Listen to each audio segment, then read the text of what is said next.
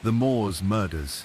The hills of Saddleworth Moor rise bleak and desolate over northern England, a stretch of wilderness blanketed by gorse, fog, and bitter wind. For centuries, they stood as silent, windswept landmarks separating towns and generations. But in the early 1960s, the moors became something else entirely, a vast, natural tomb, guarding secrets so grim that even today, the names associated with them chill the blood. Ian Brady and Myra Hindley. It started quietly, as most stories of evil do. In Manchester, in the post-war lull of 1961, 18-year-old Myra Hindley was working a clerical job at Millward's, a wholesale chemical company. She was striking platinum blonde, sharply dressed, hard around the edges. Her life had been ordinary, though marked by hardship. Raised by her grandmother, after her father, a violent man, insisted she learn to fight back or be beaten. Myra grew up understanding toughness and silence. At Millward's, she was known to be aloof, but nothing out of the ordinary. Then Ian Brady arrived. He was a stock clerk, bookish, intense, and strikingly different. Born in Glasgow in 1938, to a single mother, Brady had bounced between foster homes before settling with a stable family in Manchester. But his mind had long wandered elsewhere, into books about Hitler, Nietzsche, the Marquis de Sade. He consumed dark material voraciously, and he believed in a cruel world where only the strong should survive. When he met Myra, he saw not just a potential lover, but a willing accomplice. She was intrigued by his intelligence, captivated by his certainty. Their relationship evolved quickly. Myra, eager for passion, became swept up in his ideas. Brady gave her books, Mein Kampf, Crime and Punishment, The Misfortunes of Virtue, and shared his belief in a cold, moral-free universe. Soon she began dyeing her hair peroxide blonde and dressing in leather. She bought a German shepherd and named it Puppet. The couple became inseparable, moving in together and living in a detached world of sadism, fantasy, and domination. Myra called him the boss. Brady in turn tested her loyalty in disturbing ways. In 1963, the pair escalated from fantasy to horror. Brady confided that he wanted to commit the perfect murder. Myra, desperate to please and prove her love, agreed to help. Together they would become partners in one of Britain's most horrifying murder sprees. Their first known victim was 16-year-old Pauline Reed, a friend of Myra's younger sister. On July 12, 1963, Myra lured Pauline into a van under the pretense of helping her look for a lost glove. Brady was waiting. They drove her to Saddleworth Moor, a remote spot they had scouted earlier. Brady raped and murdered her, with Myra allegedly watching, or perhaps assisting. They buried Pauline's body in a shallow grave. The crime went unnoticed. Pauline was listed as missing, and with no leads, the case soon went cold. Emboldened, Brady and Hindley prepared for their next victim. Their second was 12-year-old John Kilbride. On November 23, 1963, the couple attended a market in Ashton-under-Lyne. Myra approached John and offered him a lift home, said his parents would be worried, offered him a bottle of sherry. He accepted. This time, the drive to the moor included a stop for photographs. Myra took pictures of Brady and the boy before he was sexually assaulted and strangled. The body was again buried in the moors. John's disappearance triggered greater alarm. Police began suspecting a pattern, but in the early 1960s, without the benefit of modern forensic tools or databases, connecting dots across seemingly random abductions was nearly impossible. Hindley and Brady knew this and counted on it. By June 1964, they killed again. Keith Bennett, 12, was on his way to visit his grandmother when Hindley pulled up alongside him in a van. She asked for his help loading boxes into the vehicle, just for a minute. It was the oldest trick in the book. He never came home. This time, the couple took Keith to their favorite burial ground on the moors. The details are chillingly repetitive: sexual assault, murder, a grave dug in the bog. But what made it more horrifying was the pattern, the casual efficiency with which they repeated the cycle. Brady saw murder as art, a philosophy. Hindley believed she was in love. Between murders, They returned to their normal lives. Myra wrote letters to her family. Brady went to work. They posed for photos with their dog Puppet on the moors, sometimes directly over the graves they had dug. They attended dances and pubs. No one suspected the smiling couple of harboring such grotesque secrets. Then came Leslie Ann Downey. On Boxing Day, 1964, the couple visited a fairground in Ancoats, Manchester. Leslie, only 10, was shopping for toys. Myra and Ian approached her and asked for help carrying some packages to their car. She agreed. They brought her back to their home on Wardlebrook Avenue. This time, they recorded the horror. A tape recorder in their bedroom captured the sounds of Leslie begging for her life. The tape would later become the most damning and disturbing piece of evidence against them. The contents are so traumatic that few who have heard it have been able to speak of it without breaking down. Leslie's body, like the others, was buried on the moor, but by now, the couple's recklessness was catching up with them. In 1965, Brady approached Myra's brother-in-law, David Smith, with a twisted proposition. He wanted a partner for a robbery. What Smith didn't know was that Brady wanted a witness. On the night of October 6th, Brady lured 17-year-old Edward Evans to their house. Smith was invited to watch. In front of him, Brady attacked Edward with an axe. The murder was frenzied, brutal. Blood soaked the carpet. Smith was horrified, and although he helped clean up under duress, he knew he had to go to the police. The next morning, Smith told authorities everything. Police raided the house and found Edward Evans's body still in the spare bedroom. Brady was arrested on the spot. Hindley followed shortly after. The illusion had shattered. At first, they were charged only with Evans's murder, but as the investigation deepened, the truth spilled out in horrifying detail. Police found suitcases at Manchester train stations that had been left in left luggage lockers. Inside were photographs of the moor, lists of burial sites, and a chilling audio recording. The photographs led investigators to grave sites. In 1965, they uncovered the bodies of John Kilbride and Leslie Ann Downey. Pauline Reed would not be found until decades later. In court, Myra Hindley claimed ignorance. She painted herself as a terrified accomplice under the control of an evil man, but the evidence suggested otherwise. The photographs, the recordings, and the detailed planning all pointed to a chilling conclusion. She had been every bit the partner Brady wanted her to be. The trial began in April 1966. The public reaction was ferocious. Crowds gathered outside the courtroom, screaming for justice. Reporters jostled for position. Inside, the courtroom was somber. The tapes were played, the photos displayed. Neither Brady nor Hindley showed remorse. In May 1966, both were found guilty. Brady received 3 life sentences, Hindley 2. The judge called them the most evil people ever to have stood in a British dock.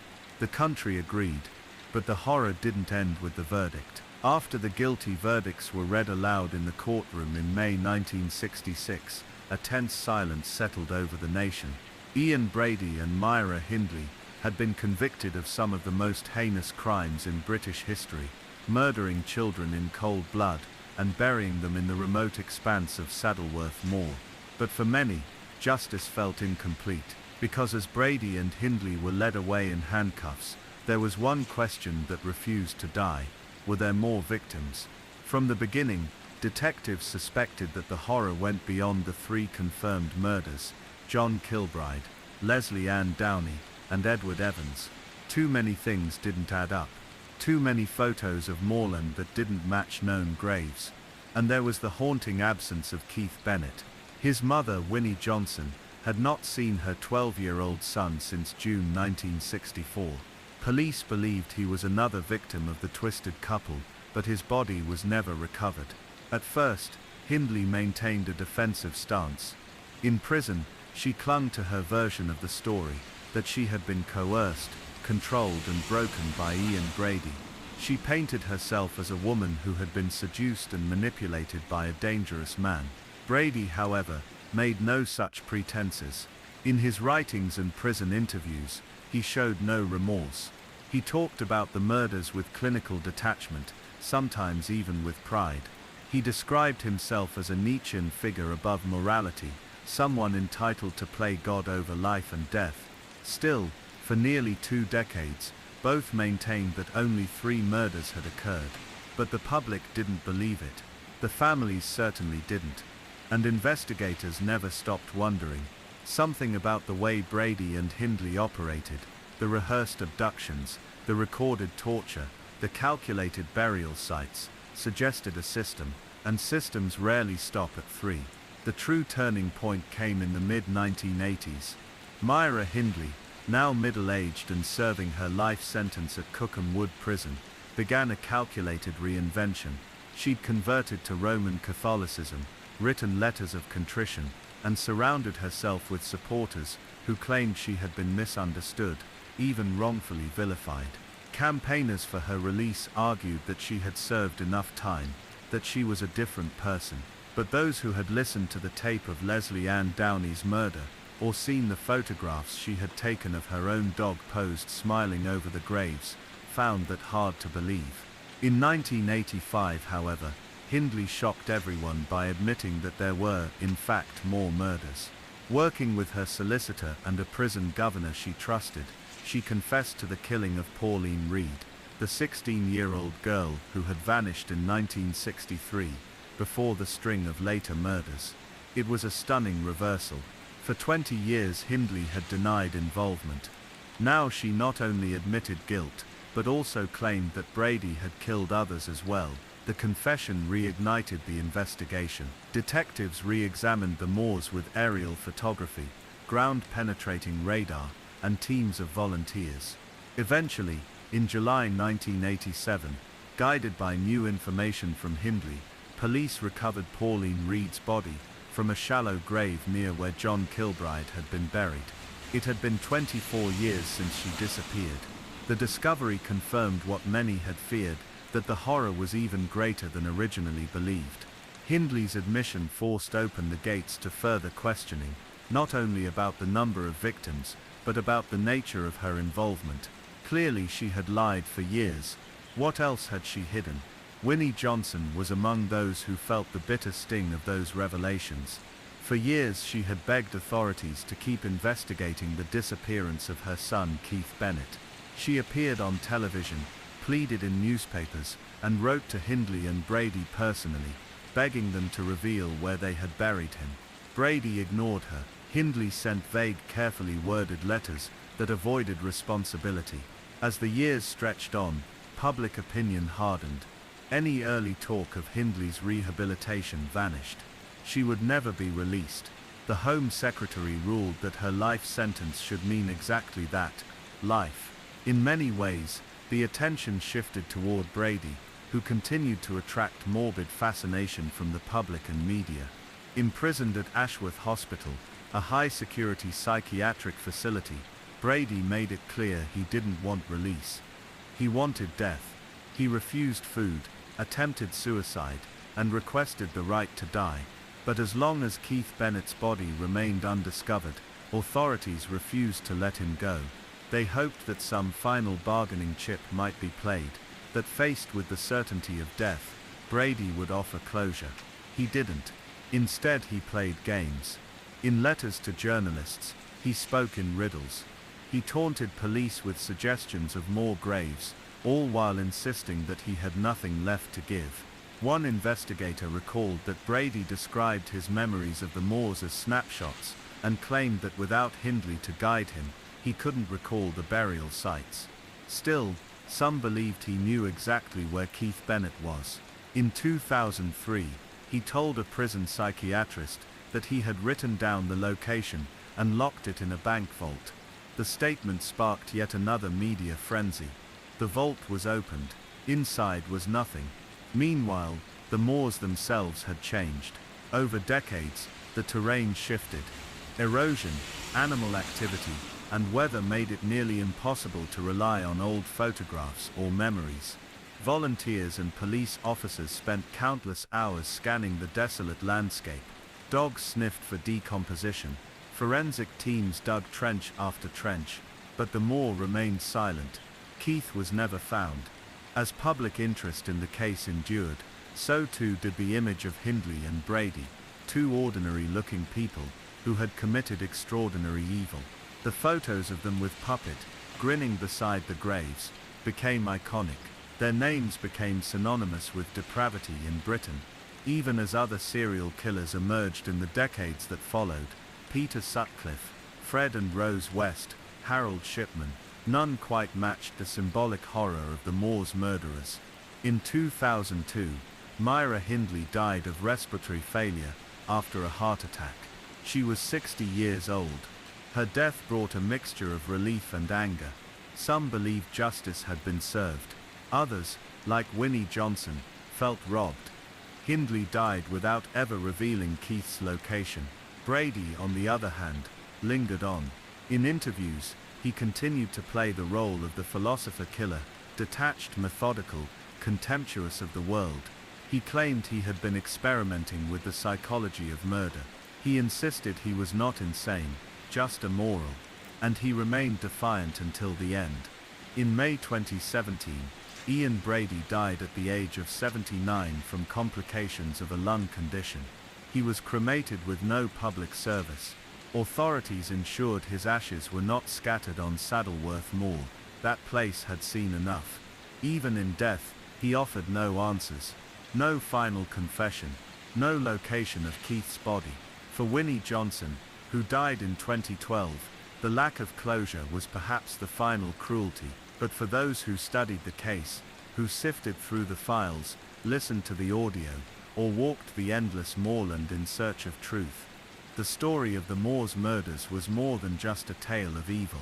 It was a study in human psychology, in the depths to which people could descend when morality was stripped away, when cruelty was exalted, and when love twisted into sadism. The Moors remain a haunting landscape.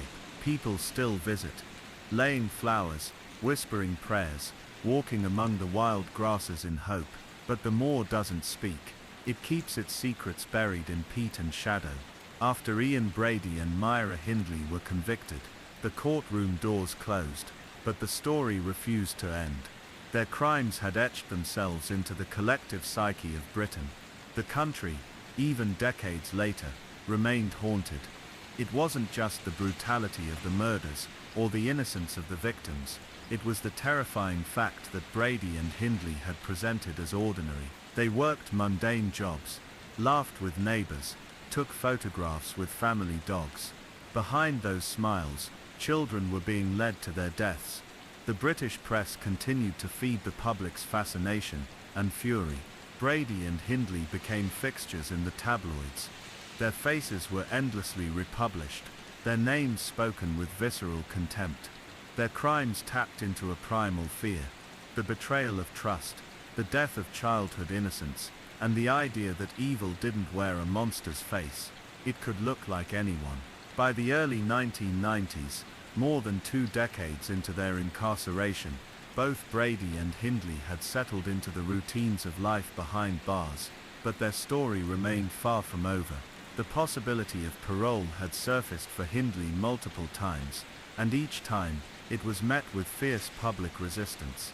The families of the victims, especially those of Keith Bennett and Leslie Ann Downey, led efforts to ensure she remained imprisoned for life. Yet Hindley maintained a campaign to prove she had changed. She cooperated with psychologists. She gave interviews where she portrayed herself as a woman destroyed by love and fear. She distanced herself from Brady, insisting he had controlled and broken her. At one point, she even claimed that he had drugged her during the murders. And there were people, academics, campaigners, journalists, who began to believe her. One of the most controversial figures in her life became Lord Longford, a devout Catholic and longtime advocate for prison reform. He believed Hindley had been genuinely remorseful and had paid her debt to society. In his view, she was a woman worthy of forgiveness. But for the families of the murdered children, this was an unforgivable position. Longford's public campaign for her release only deepened their agony and inflamed public opinion. The debates about rehabilitation, forgiveness, and the nature of evil took on a national dimension. Was Myra Hindley a victim, or a villain? Could someone who had stood by while children were tortured and killed ever truly be reformed? For many, the answer was clear. They pointed to the audio tape played at her trial, where a child's cries mixed with Hindley's voice giving cruel instructions, and said that was all the evidence anyone should ever need. Brady, meanwhile, remained an enigma. Unlike Hindley, he made no efforts to seek release or show remorse. In interviews and writings, he maintained his contempt for the legal system, for morality, and for human life.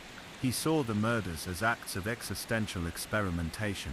He spoke in riddles, referencing Nietzsche, Dostoevsky, and Kafka. He considered himself above the law, above the average person. In 1999, he began a hunger strike, demanding the right to die. He insisted he was of sound mind, and no longer wanted to be kept alive by force feeding.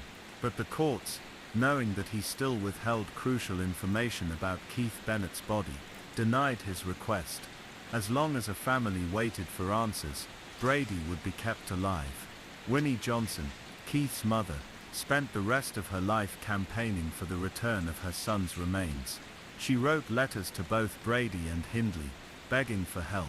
Hindley at times responded with vague words of regret, but never provided anything concrete. Brady never wrote back. The silence from both killers added another layer of cruelty to an already unbearable loss. In the early 2000s, renewed efforts to locate Keith's body began. Police and volunteers returned to Saddleworth Mall, this time armed with better technology and a deeper understanding of the killer's methods. They mapped burial sites, compared photos with new landscapes, and searched for clues in old evidence. Aerial surveillance was deployed. Cadaver dogs sniffed the windswept hills. But still, the land kept its secret. One of the most frustrating challenges was the passage of time itself. The moors had changed, grasslands had shifted, weather had eroded key landmarks, and even memories had faded. Hindley, before her death, attempted to guide detectives using old photographs and rough sketches, but her directions were contradictory and vague. Many believed she enjoyed the power of withholding just enough, always offering a glimmer of hope without revealing the truth. In the public imagination, the moors became a living symbol of evil. Tourists began to visit, not out of morbid curiosity, but out of a kind of silent reverence. They walked the winding trails, left flowers, and paused in quiet reflection. It became sacred ground, both cursed and mourned. Meanwhile, behind the high walls of Ashworth Hospital, Ian Brady continued to live under heavy sedation and psychiatric supervision. He read obsessively, wrote essays on crime and punishment, and occasionally granted interviews to journalists. But he remained cold and cryptic, offering no emotional insight, no revelations. He described his crimes in clinical, almost scientific terms. He once remarked that people were obsessed with sentimentality and had no stomach for real truth. In 2012, Winnie Johnson passed away. She died never knowing where her son was buried, never hearing the truth from the people who stole him from her. Her death was a tragedy within a tragedy, another life consumed by the cruelty of Brady and Hindley. Her son had been gone for nearly 50 years, and with her death, any lingering hope seemed to dim. The following year, police made one final appeal to Brady, now in declining health. He was 75, frail, and battling a chronic lung condition. In his final days, detectives urged him to confess. They offered to hear him out in private. They even arranged for a lawyer to act as a neutral party. But he refused. He died on May 15, 2017, taking the secret of Keith Bennett's resting place to the grave. His ashes were not scattered on the moor, by order of a judge. The thought of returning him to the land he defiled was too much. Instead, his remains were quietly disposed of at sea, far from Saddleworth, far from the children he murdered, far from the land he had terrorized for decades. After Brady's death, police confirmed they had searched all his possessions, journals and files for any reference to Keith's burial location. They found nothing useful, He had kept his final secret too well. But even now, long after the killers are gone, the story continues. Every so often, someone comes forward with a new theory, a new photograph, a new piece of evidence. Volunteers still search the moors. A trace of bone, a scrap of fabric, any clue might be the one that finally brings Keith home. The case of the Moors murders is more than a story of crime.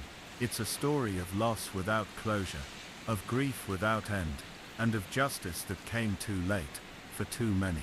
By the time both Ian Brady and Myra Hindley were dead, their crimes had taken on a mythic darkness, not just because of the scale of the horror, but because of how deeply their story had embedded itself into the culture.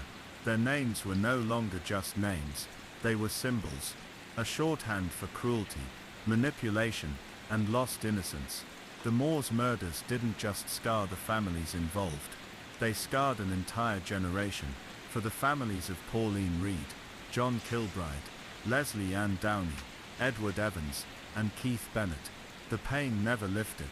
It changed shape with time, it calcified, it numbed, but it never vanished.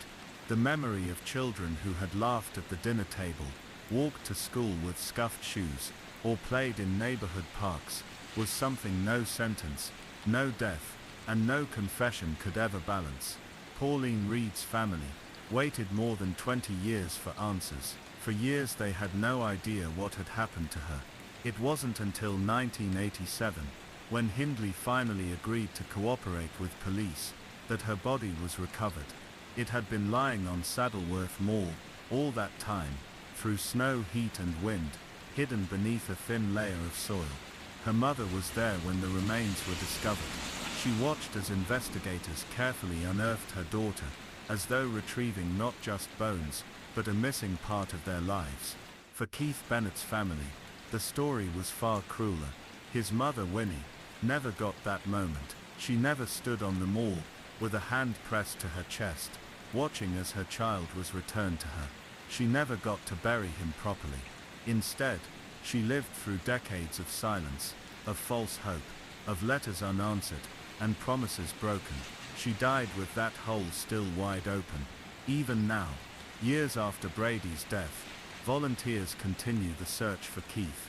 Technology has improved. Forensics have advanced. Drones can scan the moorlands from above. But the landscape has changed over the years. Landmarks described by Hindley and Brady in old photos are no longer visible.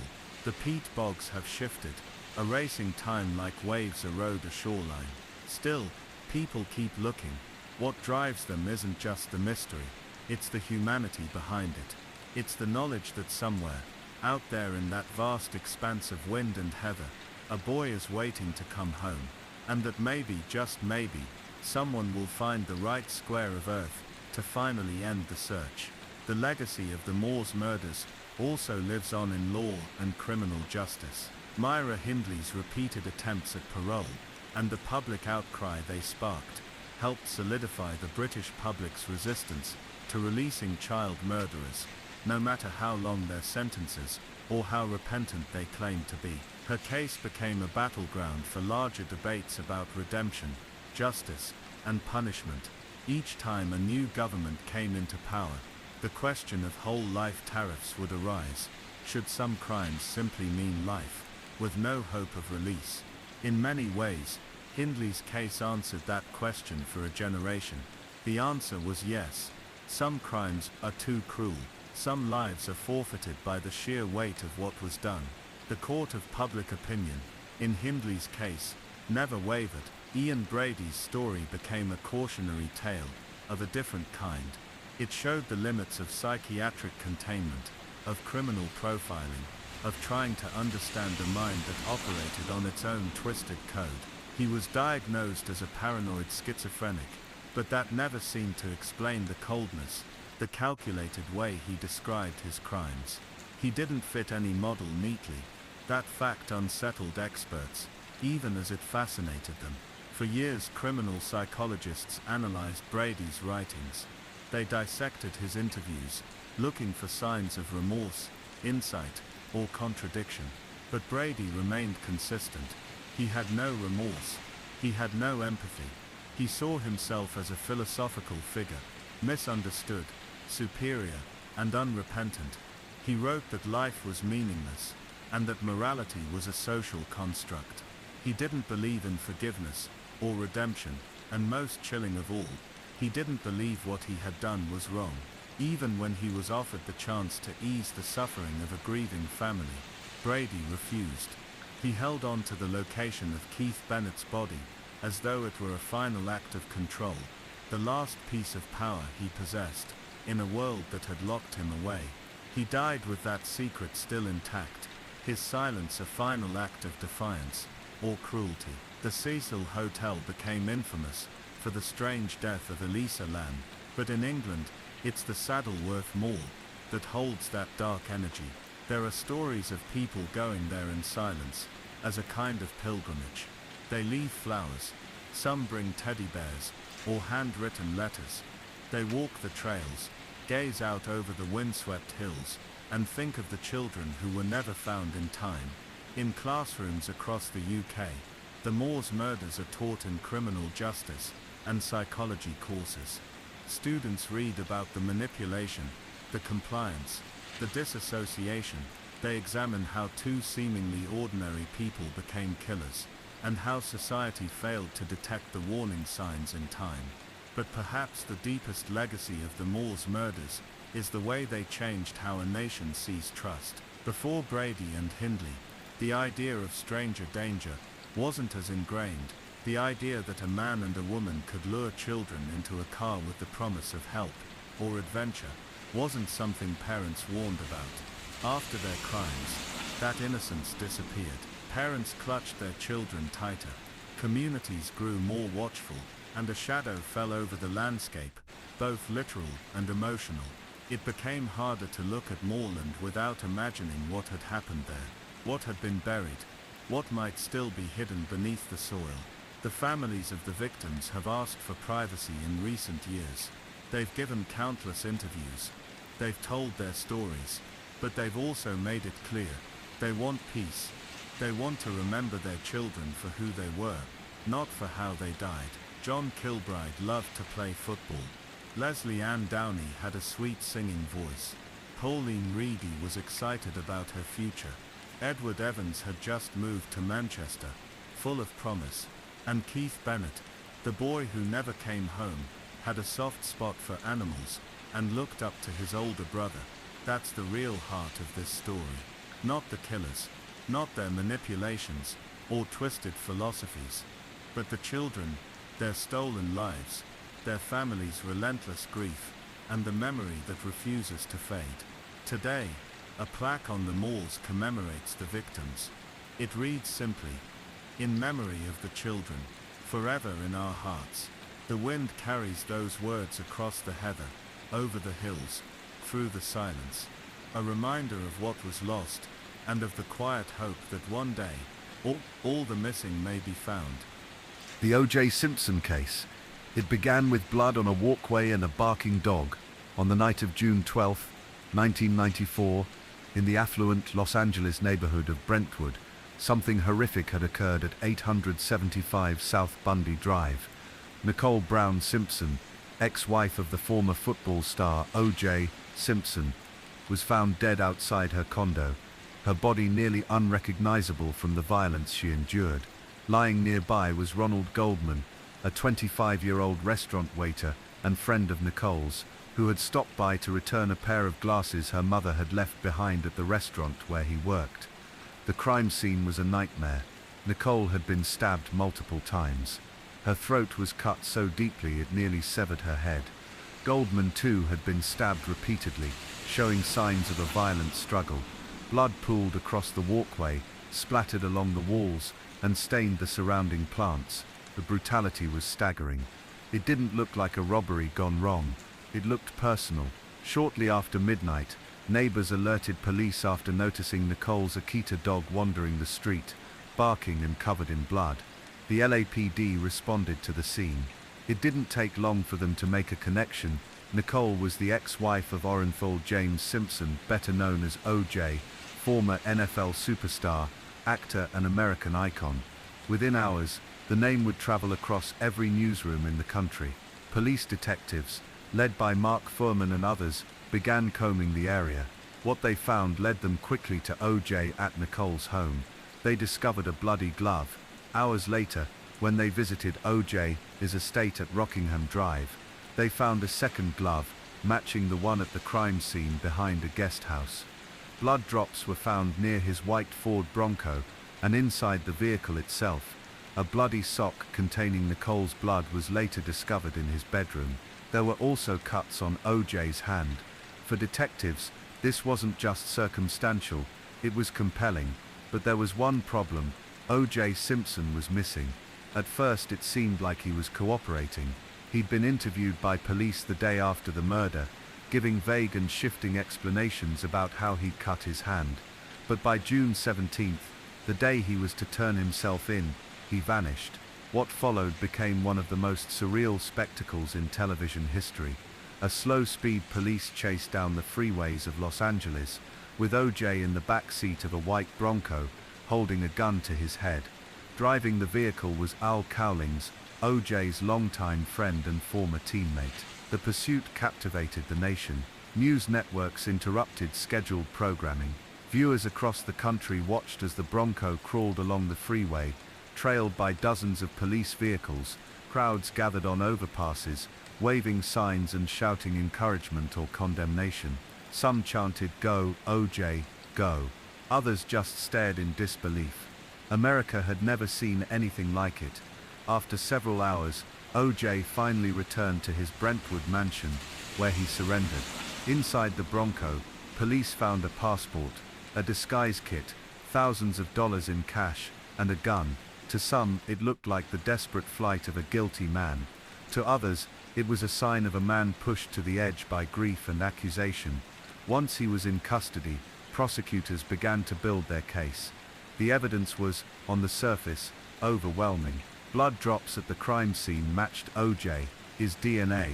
Hair and fibers linked him to the scene. The gloves, one found at Bundy, one at Rockingham, were of a rare make and contained traces of blood from O.J., Nicole, and Goldman. Blood on his socks matched Nicole's. His cuts and timeline were suspicious. And then there was the history. Nicole had called 911 multiple times during their marriage. One call, recorded and later played in court, featured her terrified voice as O.J. pounded on her door. She told dispatchers, "He's going to kill me." Photos of Nicole with bruises and black eyes surfaced. Friends said she had been scared for years. She had filed for divorce in 1992, but tension between the two had continued.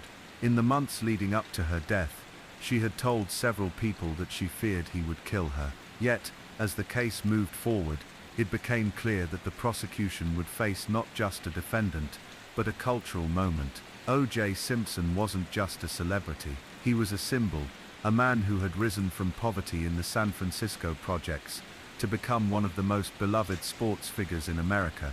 He had starred in commercials, films, and was a regular presence on television. He was charming, telegenic, and widely admired. And beyond that, there was the context of race. This was Los Angeles, only 2 years removed from the Rodney King beating and the riots that followed. Tensions between the LAPD and the black community were raw and unresolved. To many African Americans, the police department had a long documented history of racism, brutality, and corruption. So when a wealthy black man was accused by a mostly white police force of killing his white ex-wife, the case took on a larger, more volatile meaning. O.J. assembled what would become known as the Dream Team of defense attorneys: Robert Shapiro, Johnny Cochran, F. Lee Bailey, Alan Dershowitz, and later Robert Kardashian, O.J.'s longtime friend, who would become a household name decades later thanks to his famous family. The team was a mix of legal sharpness, media savvy, and courtroom charisma. The defense strategy was clear: put the LAPD on trial, discredit the evidence, expose inconsistencies, raise doubt, and above all hammer the issue of race. In the opening statements, prosecutors laid out what they believed was a strong science-backed case of premeditated murder. They detailed the blood evidence, the timeline, the domestic violence history, and the apparent motive. O.J. was enraged by Nicole's independence, and her relationships with other men. But it didn't take long for the defense to start scoring points. They challenged the integrity of the evidence. They argued that crime scene procedures had been sloppy, that evidence may have been contaminated, and that police had been eager to convict O.J. without proper scrutiny. Most damaging of all was the figure of Detective Mark Foreman. Foreman had been one of the first on the scene. He was the officer who discovered the glove at Rockingham, but in court, under oath, he denied ever using racist slurs. The defense then presented tapes of Foreman using the N-word multiple times, along with deeply offensive remarks about black people. It was devastating. The credibility of the LAPD crumbled in front of the jury. The defense argued that Foreman had planted evidence to frame a black man. Whether that was plausible or not, the damage was done. Reasonable doubt had been introduced, not just about Foreman, but about the entire case. As the trial unfolded on television day after day, America became obsessed. The country was transfixed. It wasn't just a trial, it was theater. The courtroom became a stage, the attorneys became celebrities, and the jury became symbols of larger debates about justice, race, and celebrity. And then came the glove. In a pivotal moment, the prosecution asked O.J. to try on the bloody gloves found at the scene. He struggled to fit his hands into them. They appeared too tight. "If it doesn't fit, you must acquit," Johnny Cochran famously declared in his closing argument. It was a line that would echo for decades. The trial lasted more than 8 months. On October 3, 1995, the jury delivered its verdict, not guilty. O.J. Simpson was acquitted of all charges. The courtroom erupted. Gasps, cheers, tears. Across America, reactions were split sharply along racial lines. Many black Americans celebrated the verdict, seeing it as a rare moment of justice in a system that had long failed them. Many white Americans were shocked, convinced the evidence had clearly pointed to guilt. But regardless of where people stood, everyone agreed on one thing: the O.J. trial had changed everything. The not guilty verdict echoed like a thunderclap through every corner of the country. In the courtroom, O.J. Simpson wept as the decision was read. His legal team smiled, shook hands, and exchanged silent nods. Outside, a city held its breath. Some clapped, others screamed. On television, live footage showed cheering in black communities and stunned silence in many white neighborhoods. It wasn't just a verdict, it was a cultural earthquake. Yet, even as O.J. walked free, the questions only deepened. For many Americans, the trial had exposed something raw and unsettling, not just about justice, but about the divide between how different groups experienced America itself. The evidence had seemed damning. The prosecution had marshaled DNA, motive, opportunity, history. But in the courtroom, and in the larger court of public opinion, all of it had been tangled in something more complex: race, celebrity, and mistrust. Prosecutors Marcia Clark and Christopher Darden became lightning rods for criticism. Some accused Clark of misreading the jury and relying too heavily on science without telling an emotional story. Darden, meanwhile, faced fierce backlash, both for participating in the prosecution of a black man and for allowing O.J. to try on the gloves in front of the jury. That moment, now infamous, became a turning point, a visual that burned itself into the collective memory. O.J. standing awkwardly, holding his hands in the air, the gloves looking visibly tight. But even those watching from the sidelines could sense something deeper at work. The LAPD had been exposed, its legacy of racial injustice made tangible by Foreman's disgrace. The defense had successfully shifted the narrative from "did he do it" to "can you trust the people accusing him?" For the jury, 9 of whom were black, that question was no abstraction. It was real, and it was enough. Still, the aftermath was messy. Nicole Brown Simpson and Ronald Goldman were still dead. No one else had been charged. No other suspects identified. And despite O.J.'s freedom, his public image was in tatters. Once the smiling face of Hertz commercials and family-friendly comedies, he was now a pariah. The once glamorous life in Brentwood was gone. He tried to return to a normal life, but the world had changed. He was hounded by reporters, chased by paparazzi, and shunned by Hollywood. Civil society had acquitted him, but many still believed he was guilty. For Nicole's family, and Ron's family, the criminal verdict felt like betrayal. They wanted justice, and they weren't done fighting. In 1997, the Goldmans and Browns filed a civil lawsuit against Simpson for the wrongful deaths of Nicole and Ron. Unlike a criminal trial, which requires guilt beyond a reasonable doubt, a civil trial relies on a lesser standard, the preponderance of evidence. This time, O.J. would not face a jury of mostly black peers in Los Angeles. The case was tried in Santa Monica, a whiter and more conservative venue, and this time, he would not have the full force of the Dream Team behind him. The civil trial revealed much of the same evidence, but without the theatrical sheen. The gloves, the blood, the timeline, the photos of Nicole's injuries, the 911 calls, it all came back. But now it played differently. There was no Johnny Cochran to deliver soaring arguments about systemic injustice, no clever rhymes to distract from the physical evidence. In this courtroom, the focus returned to the horror of what had happened on that June night. O.J. testified in the civil case, something he had not done during the criminal trial. Under oath, he came across as evasive, irritable, even arrogant. He struggled to explain the blood evidence. He gave inconsistent accounts about the cut on his hand. He denied ever abusing Nicole, despite overwhelming photographic and testimonial evidence. The jury didn't buy it. On February 4, 1997, the verdict came in. O.J. Simpson was found liable for the wrongful deaths of Ronald Goldman and Nicole Brown Simpson. The jury awarded $33.5 million in damages to the families. It wasn't a criminal conviction, but it was the closest thing they'd get. The court had acknowledged, in no uncertain terms, that O.J. had killed two people. For Ron Goldman's family, the verdict was vindication. Fred Goldman, Ron's father, became a visible advocate for victims' rights, appearing frequently in interviews, pushing for legislation, and tirelessly fighting to collect the judgment. He vowed to pursue O.J. until the end of his life. The Browns, more private, expressed quiet relief, but remained heartbroken. But even as the verdict stood, collecting on it proved difficult. O.J., once a multi-millionaire, claimed he was nearly broke. He moved to Florida, where state laws shielded some of his assets from seizure.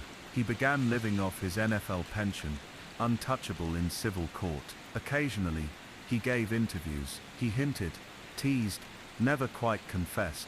In 2006, he agreed to participate in a bizarre and deeply unsettling project, a book titled, If I Did It. In it, Simpson described hypothetically how he would have committed the murders, down to specific details of the crime scene. The public reaction was furious. The book deal was cancelled, but the manuscript existed.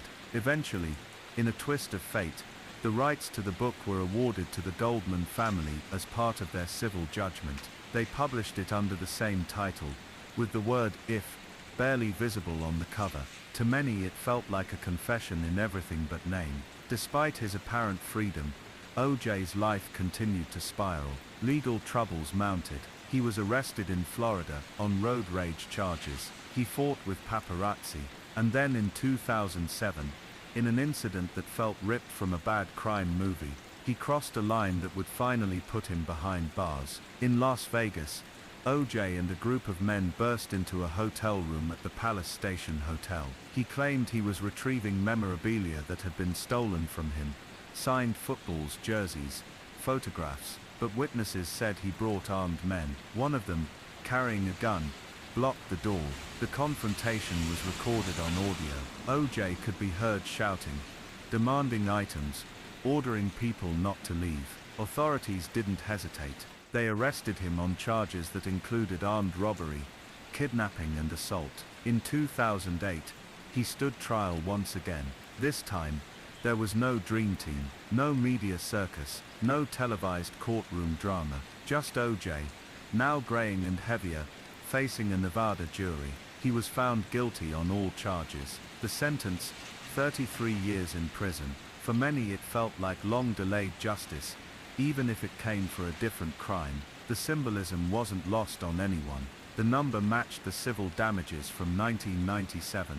The man who had once walked away from a double murder was now behind bars. He served nearly 9 years before being granted parole in 2017. Now in his 70s, he lives quietly in Las Vegas, occasionally posting golf videos and making brief statements to the press. He claims he is at peace, that he's moved on, but the world hasn't. The O.J. Simpson saga continues to echo through American life. It changed how we view celebrity trials. It changed how news is reported. It altered the way we talk about race, crime and justice. For many it shattered faith in the system.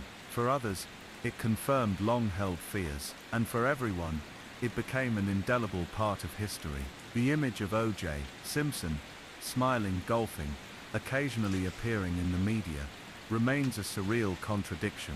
Once adored, now infamous, he is a walking paradox. And though he no longer resides in a prison cell, the shadow of what happened on June 12, 1994, never fully lifted. For millions, he will always be the man who got away with murder. For others, he's a symbol of how race and fame intersect to upend justice. And for a very select few, especially the families of Nicole Brown Simpson and Ronald Goldman, he's a thief, not just of 2 lives, but of answers, closure and peace. The public, even decades later, remains obsessed.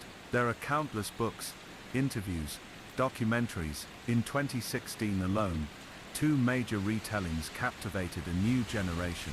FX's dramatized The People v. O.J. Simpson and ESPN's critically acclaimed documentary O.J. Made in America. Both projects delve deeper than the courtroom, exposing the web of factors that made the Simpson case more than just a legal proceeding. It was a mirror of American culture. One of the threads those works examined in painstaking detail was Simpson's life before the fall. O.J. wasn't just famous, he was loved. He wasn't radical, political, or even particularly outspoken. In fact, part of his public charm came from his non-threatening image. He had transcended race in the eyes of many white Americans. That was by design. He famously said, "I'm not black, I'm O.J." It was a revealing, perhaps tragic, declaration. He had removed himself, at least in his mind, from the struggle and suffering of his community. He wasn't a man of the people, he was the exception. But the 1994 murders shattered that illusion. For the first time, Simpson found himself at the center of a racial narrative he had spent decades trying to avoid. The irony is crushing. The man who had distanced himself from black identity became a figurehead for racial debate in America.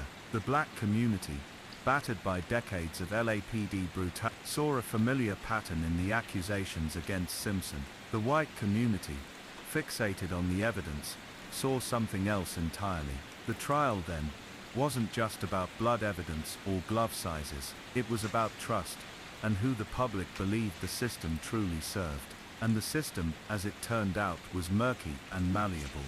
Prosecutors made critical errors. The decision to move the trial to downtown Los Angeles, rather than keeping it in the mostly white neighborhood of Santa Monica, where the murders occurred, changed the makeup of the jury. Marcia Clark misjudged how her presentation of domestic abuse would land. She underestimated how the legacy of the LAPD would affect jurors' perception of the case. Christopher Darden, brought on in part to ease racial tensions, ended up helping orchestrate one of the defense's most damaging victories, the glove demonstration. Even Judge Lance Ito, once praised for his fairness, came under fire for allowing the case to become a media circus. Witnesses paraded in and out, celebrities sat in the gallery, cameras captured every flicker of emotion on Simpson's face. It wasn't just a trial, it was the first fully televised American obsession, a true crime soap opera unfolding live before the world. The defense leaned into the chaos. They didn't have to prove Simpson was innocent. They only had to give jurors a reason to doubt the case against him. And in that effort, they were brilliant. Johnny Cochran, especially, knew the power of performance. He knew how to tell a story that felt bigger than one man. To many, O.J. became the latest in a long line of black men falsely accused by a racist system. That story resonated. It still does. But what about the victims? In the years since the verdict, the pain endured by the families of Nicole and Ron has never truly eased. Nicole's sister Tanya, became a vocal advocate for domestic violence awareness. Nicole had called the police several times in the years leading up to her death. She had been photographed with bruises, had documented O.J.'s rage, yet she returned to him again and again, trapped in a cycle so many abused women know too well. Her murder, brutal and public, became a symbol of what can happen when abusers are enabled, dismissed or protected by status. Ron Goldman's family fought a different battle. Ron wasn't famous. He wasn't a celebrity's ex. He was a 25-year-old man who worked at a restaurant, who returned a pair of glasses to Nicole's house on the wrong night. His death seemed almost incidental to the collateral damage, but his family refused to let him be forgotten. Fred Goldman, in particular, became relentless. With every public appearance, he made sure people said Ron's name. When the rights to If I Did It were awarded to him, he insisted on publishing it not as a sensational cash grab, but as a final act of justice, putting O.J.'s own words on the record. That book remains one of the strangest artifacts of the case. In it, Simpson lays out a chilling hypothetical scenario that aligns eerily with the facts. The descriptions are vivid, almost confessional. There's a character named Charlie, who appears during the murder scene, an ambiguous stand-in, possibly a narrative device to distance O.J. from guilt. But for many readers, there is no ambiguity. The book reads like a confession wrapped in a wink. What kind of man writes such a book, and what kind of system allows him to publish it? These questions are part of why the O.J. case remains so compelling. It isn't just a story of murder, it's a study of privilege, power, and perception. Simpson was rich, beloved, and famous. He had access to the best lawyers in the country, and he lived in a city where the police had long been known for corruption and racial targeting. It created a perfect storm, one in which guilt could be questioned, delayed, or denied, even in the face of overwhelming evidence. When he was finally imprisoned in 2008, not for murder, but for armed robbery, it felt like justice deferred. He served 9 years before being released on parole. He now lives in Las Vegas, golfing often, avoiding direct interviews about the murders, and occasionally posting cryptic or strangely upbeat videos to social media. In one, he jokes about getting even. In others, he simply smiles and talks about the good life. It's jarring, surreal, unsettling. How can someone walk through the rest of their life with that much blood in their past? And yet, O.J. Simpson remains a free man. In the American imagination, he's two things at once, a killer and a symbol, a man and a myth. For true crime obsessives, his story is foundational, a landmark case that launched 1,000 podcasts, documentaries and dinner table debates. But for others, it's a painful reminder of how easily justice can be bent, obscured, or delayed. The question now is whether the full truth will ever be known. Perhaps O.J. will one day speak plainly, perhaps not. But for many, the truth is already clear. It was written in blood, seen in the bruises, whispered in the 911 calls, etched in the look on Nicole's face in old photographs. It was never about whether he did it. It was about whether he'd ever be held accountable. The O.J. Simpson trial didn't end with the words "not guilty." In fact, in many ways, it was only the beginning. For the millions who watched the verdict live on television in 1995, that moment sparked waves of celebration, disbelief, confusion and fury. The nation seemed to fracture in real time. Some believed justice had been served, that a black man had finally triumphed over a system stacked against him. Others saw it as a grotesque failure of accountability, a killer walking free while two innocent people were buried. As the camera panned across the courtroom, the reactions told their own story. Johnny Cochran and the defense team beamed. Marcia Clark sat frozen. In the background, the Brown and Goldman families tried to keep their composure, their loss now compounded by a bitter legal defeat. But the story didn't stop at the verdict. In 1997, the families of Nicole Brown Simpson and Ronald Goldman took O.J. to civil court, filing a wrongful death lawsuit. Civil trials have a lower burden of proof than criminal ones, a preponderance of evidence instead of beyond a reasonable doubt. This time, There were no theatrics, no grand speeches, no celebrity judges. The Goldman's attorney, Daniel Petrocelli, built a meticulous case, and slowly, piece by piece, reassembled the horror of that June night. The jury ruled in favor of the plaintiffs. O.J. Simpson was found liable for the deaths of Nicole and Ron. He was ordered to pay $33.5 million in damages. That judgment, though significant, brought no real closure. Simpson had already begun shielding his assets. He claimed he was broke, despite living in a mansion and continuing to profit off his fame. The Goldman family chased him for years through court after court, trying to extract something, anything resembling justice. They seized the rights to his book, they took his trophies, and they went after his pension, though most of that remained legally protected. For the Goldmans, it wasn't about money, it was about acknowledgement. Fred Goldman, in particular, became the face of the fight. With his bushy mustache and mournful eyes, he appeared on talk shows, news segments and court steps, speaking with quiet fury. "My son didn't just disappear," he once said. "He was slaughtered, and someone is responsible." As time wore on, public sentiment shifted. Some of those who had once cheered for Simpson began to quietly change their minds. Others dug in, continuing to insist on his innocence, or at least the legitimacy of the acquittal. But for many Americans, especially younger generations who discovered the case through documentaries and podcasts, the picture was clearer. The evidence, viewed in retrospect, was damning, and the legal maneuvering that led to his freedom became less about justice and more about theater. Simpson's descent continued in strange, unsettling ways. His celebrity never entirely vanished.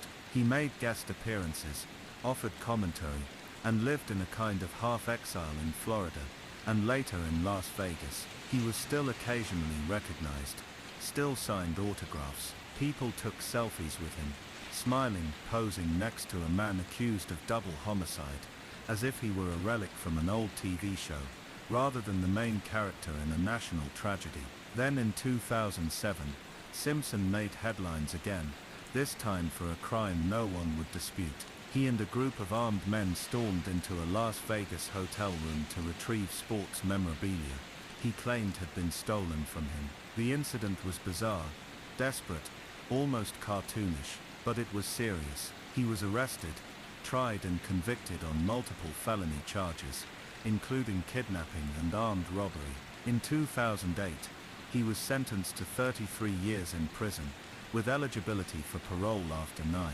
For many it was poetic justice. The system had missed him once, but it hadn't missed him twice. The sentence wasn't technically connected to the murders, but the weight of that history hung heavily over the proceedings. The judge herself admitted as much, citing Simpson's arrogance and history as part of her rationale. Simpson had, in her view, spent too long skirting accountability.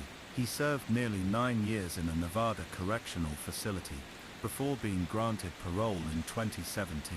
The parole board, reviewing only the Las Vegas incident, ruled that he was a model inmate. He had expressed remorse, followed the rules, and kept a clean record. There was no mention of Nicole or Ron. For the justice system, those ghosts were no longer part of the equation. But for the public, the shadow never lifted. O.J. emerged into a different world than the one he had left. Social media had changed the landscape. Now, instead of appearing on Larry King or Barbara Walters, he could speak directly to the world with his own voice, and he did. In 2019, he joined Twitter, posting videos with a strange mix of cheerfulness and veiled menace. In one he says, "I've got a little getting even to do." The smile doesn't quite reach his eyes. The comments explode with a mix of morbid curiosity, disgust, and the occasional inexplicable praise. He golfs often now, lives in a gated community, gives the occasional interview, carefully curated and always evasive. He said more than once that he has nothing to do with the murders, but the phrasing is deliberate, and his legal team has always advised him to avoid direct statements. In one interview, he says, "Life is fine, and it's clear that he believes it, or wants to." Meanwhile, the families of Nicole and Ron keep living, keep grieving. They've watched anniversaries pass, watched documentaries premiere, watched Simpson become a meme, a reference, a joke. They've written books, given interviews, sat through endless retellings of the same brutal night, and still there are no new answers, only the same old wounds. In 2022, Ron Goldman would have turned 54, Nicole would have been 63. Their lives, like so many taken by violence, are now defined not by what they achieved, but by how they died. And the man most people believe responsible still walks free. That's the haunting truth of the O.J. Simpson case. It's not about legal guilt anymore. It's about the burden of memory, the weight of what we all saw and can never unsee. The photograph of Nicole's bruised face, the blood trail from her gate to her door, the silent courtroom as the not guilty verdict was read, the white Bronco crawling down the freeway, the glove, the DNA, the shadow. Some stories stay with us because of how they end, but this one stays because it never really ended. It just faded into the culture, a smudge on the timeline, a reminder that justice, even in the spotlight, isn't always clear, clean or final. O.J. Simpson still insists he did nothing wrong. The law no longer challenges him on that. But public opinion? That's a different trial, one that never truly adjourned. And in that courtroom, the jury is still out, but leaning always toward the truth too heavy to forget. The case of Israel Keyes, 2001-2012. The story begins in the quiet stillness of a winter morning in Anchorage, Alaska. Snow clung to the edges of buildings. The sky hung low and gray. People moved about their routines, boots crunching against packed ice, unaware that something unspeakable had already happened in their midst. On February 2, 2012, Samantha Koenig, an 18-year-old barista, failed to return home after her evening shift at a small drive-through coffee stand called Common Grounds. Located on Tudor Road, it was a popular spot where people would grab their caffeine fix without stepping out into the cold. But that night when her boyfriend came to pick her up, she was gone. Her phone was off. The cash drawer was empty. The security cameras had captured something disturbing, Samantha being led away from the kiosk by a man in a ski mask. It looked like a robbery at first, a kidnapping maybe, but the deeper police looked, the stranger it became. This was no impulsive crime. There were no leads, no suspects. It felt surgical, planned. And that was exactly what it was. The man behind the mask was Israel Keyes, and he had already been hunting for years. Keyes didn't look like a serial killer. He looked like a carpenter, which he was. He owned a small construction business called Keyes Construction. He had a daughter, a girlfriend, a tidy rental house in Anchorage. His life from the outside was boring in the way that serial killers often are, but beneath the surface was a darkness more chilling than most investigators had ever seen. Israel Keyes wasn't just a killer. He was a planner, a predator who created entire systems to enable his crimes. Long before he struck, he would travel, often hundreds or thousands of miles from home, and bury what he called kill kits. These were large Home Depot buckets sealed with tape, filled with weapons, cash, rope, duct tape, zip ties and other tools of murder. He left them in remote locations across the country, marking their GPS coordinates in his head. They waited, sometimes for years, until he was ready to return. He didn't stalk his victims ahead of time. He didn't go after people he knew. He did everything he could to avoid patterns, to keep police guessing, to avoid ever being connected to a crime. His rules were strict: never kill close to home, never use the same method twice, never let the media catch wind. That discipline is what kept him invisible for more than a decade. But with Samantha, he broke every one of his rules. She was local. He used her ATM card. He demanded ransom, knowing full well her family would go to the police. And he kept her phone on long enough to leave a trail.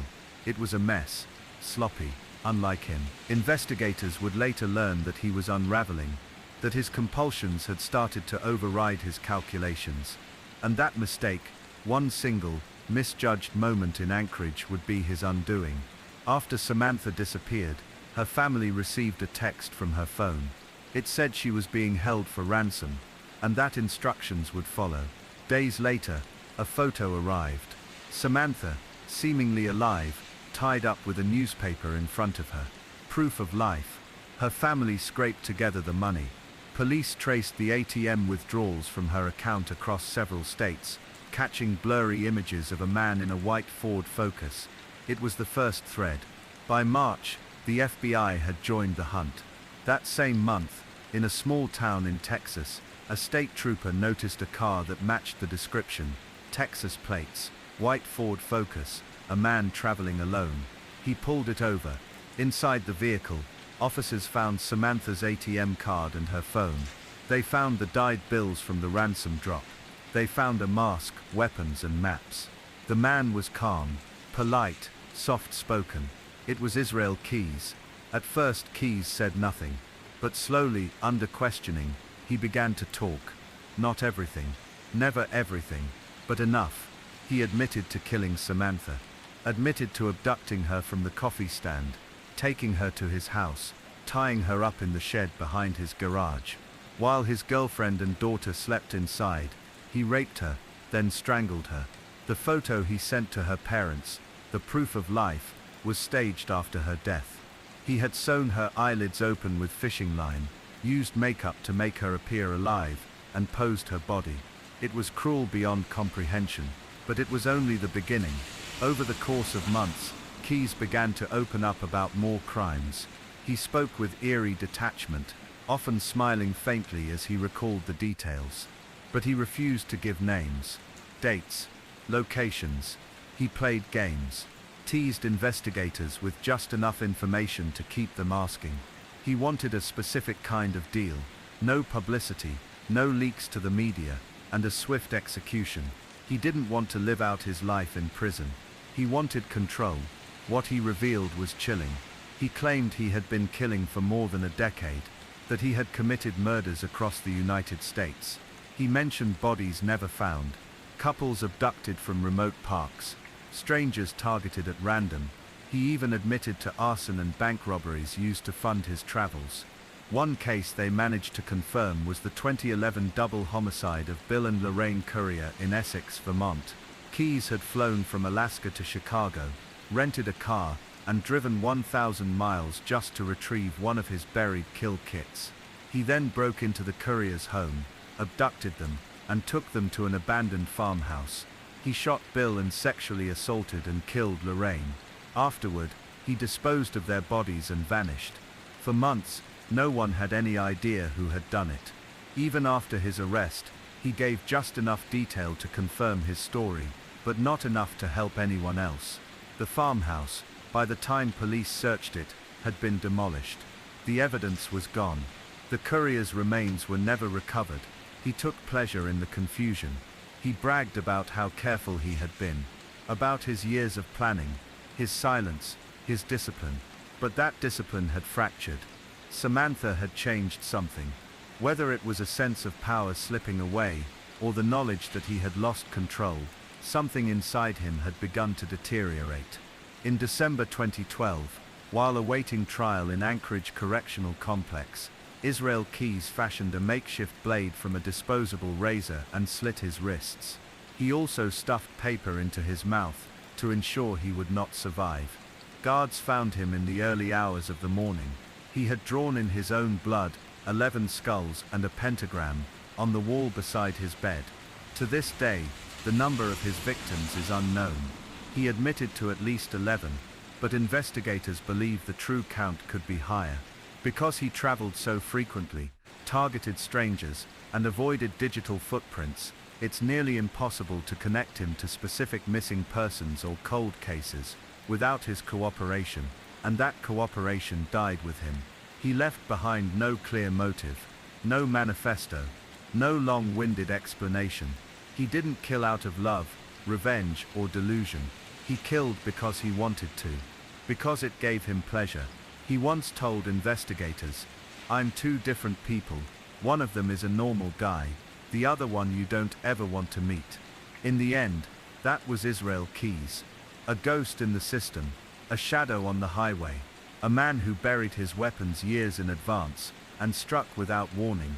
And now, like so many of his secrets, he's gone, leaving behind a trail of empty graves, silent forests, and unanswered questions. They called him meticulous, methodical, calculated. But in truth, the word that came up again and again in the investigation was invisible. Israel Keyes had existed in plain sight for years, passing through small towns and major cities, with no one ever guessing who he really was.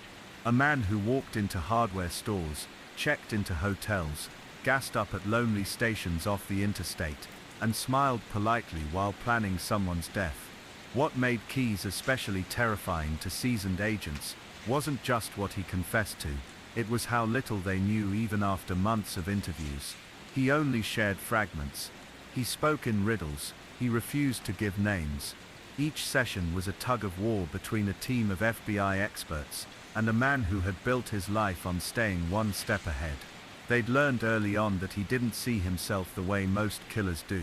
There were no delusions of grandeur, no psychotic breaks, no inner voices. He knew he was a predator, and he liked it.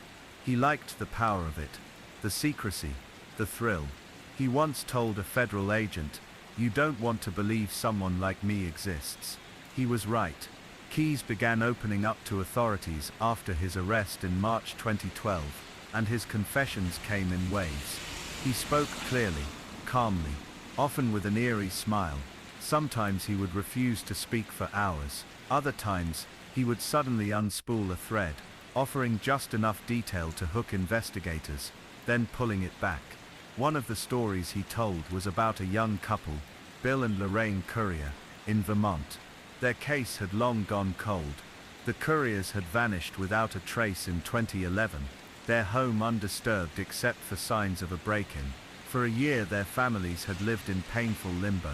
No witnesses, no ransom, no motive, just two people who disappeared into the night. Then Keyes confessed. He had flown from Anchorage to Chicago, rented a car, and driven over 1,000 miles to Vermont. He'd chosen the Couriers at random, after retrieving one of his kill kits, buried 2 years earlier, near an abandoned farmhouse. He broke into their home late at night, forced them into their own vehicle, and drove them to the empty farmhouse. There he tied them up in separate rooms. He killed Bill first, shooting him in the basement. Then he returned upstairs, and raped and strangled Lorraine. He described it all with chilling precision. When asked why he'd chosen them, he simply said they were a target of opportunity. He'd watched them through their window. No dog, no children, no alarms. They were easy. But the farmhouse had since been torn down. The bodies had never been found. No DNA remained. His confession was the only thread tying him to the crime. Keyes seemed to enjoy this imbalance of power, offering confession as a gift, knowing it couldn't be independently verified. He left investigators stranded in a desert of doubt, unsure what was real, and what was part of a twisted game. And still they listened, because in between the lies and the half-truths, there were patterns emerging. Not in his victims. Keyes had no preference for gender, race or age, but in his behavior. He always traveled, always used cash. He avoided surveillance. He would choose a state, book a flight under a different name, land, rent a car, and vanish for days at a time. No one in his life ever knew where he went or why. Sometimes he told his girlfriend he was going to a construction conference. Other times he'd say he needed time alone to hike or fish. He would pack light, gloves, rope, duct tape, a headlamp, and rely on his hidden kill kits. These were his buried treasures, carefully planted across the country, and marked in his mind like a secret map. He had dozens. The FBI found at least 2, but suspected many more were still out there, quietly waiting in the dirt. One of the most disturbing parts of his confessions was how casually he described the kits, as if they were just practical tools. He'd smile as he listed the contents: ammo, knives, silencers, garbage bags. Each kit was placed in remote areas, where he knew people rarely traveled: wooded trails, abandoned properties, under moss-covered rocks. He would visit the site, dig it up, carry out his plan, and bury everything again. Sometimes years would pass between the planting and the killing. He told investigators, "It's not about who you kill, it's about the act." the hunt. That distinction haunted the people who spoke with him. He didn't see his victims as people. They were moments, events, notches on a belt that only he could see. And when he grew tired of one type of murder, he would change it. Shoot someone instead of strangling. Burn the body instead of burying it. He prided himself on being unpredictable. But there were other signs, indications that even Keyes wasn't entirely immune to mistakes. He had started slipping in 2011. He drank more, spent more time online, became reckless. Friends said he seemed distracted, agitated. He made errors that the old Keyes would never have made. And then in early 2012, he committed the crime that would unravel everything. He abducted and killed Samantha Koenig in his own hometown. It broke every rule. He used her debit card, leaving a trail. He took a photo of her body and sent it to her family, hoping to collect ransom. But the ATM withdrawals were tracked. His car was spotted. And by the time he realized how badly he had erred, it was too late. Still, he fled the state, and made it all the way to Texas before being caught. Even then, he might have slipped away again, if not for the watchful eye of a lone patrol officer. After his arrest, Keyes asked for two things, a coffee and a cigar. He was given neither. Instead, he was placed in a cold interrogation room, with no windows, no control, and slowly, that's what began to eat away at him. Not guilt, not conscience, but the loss of freedom. He made it clear to the FBI that he wanted a quick trial and a death sentence. He didn't want the media circus. He didn't want to live out the rest of his life in a cell. He'd rather die. So he began to bargain. Information for execution. He promised to give up details about more murders if the FBI kept his name out of the press and moved quickly. He hinted that some victims were buried, others dumped in lakes, some had been missing for years, but he only offered pieces. A puzzle with half the pieces deliberately hidden. One day, he might recall a date. The next, he'd refuse to speak.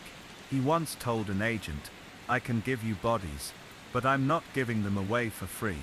And just like that, investigators realized they were in a race against time. They needed to extract every possible detail before Keyes made good on his threat to end his own life. But each interview was like walking through a minefield. Push too hard, and he'd shut down. Go too easy, and he'd manipulate the conversation. One of the agents later described it as negotiating with a ghost. As the interviews continued, the number of suspected victims grew. Keyes had traveled extensively across the US between 2001 and 2012. There were stops in Oregon, New York, Texas, California, Washington, and dozens of other states. He would leave home for days at a time, fly under an alias, rent a car in a different name, and return without ever raising suspicion. They began cross-referencing missing persons reports from those years. Unsolved murders. Bodies found in woods and lakes. But the data was overwhelming. Without exact names, locations or timelines, there was no way to definitively link him to most of the cases. He died with those secrets still locked inside. The FBI later released a list of Keyes' known travel history in the hope that the public might connect him to the unsolved disappearances that matched his movement across the country.